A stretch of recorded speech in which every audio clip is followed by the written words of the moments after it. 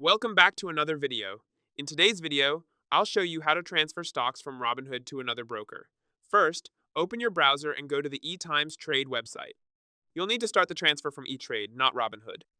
If you don't already have an eTrade account, hover over account types and select Open a brokerage account, then follow the steps to create your account. Once your eTimes Trade account is ready, go to the Fund My Account section. Look for the option called Transfer an Account, which allows you to move your assets from another financial institution.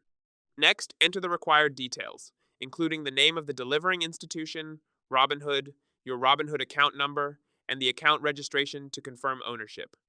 After filling in the information, click Transfer Now and sign in to continue. The transfer request will then be processed automatically. In most cases, the transfer can take about 10 or more business days to complete. Keep in mind that some fees or limitations may apply, so it's a good idea to review the transfer details before submitting your request. That's it. That's it.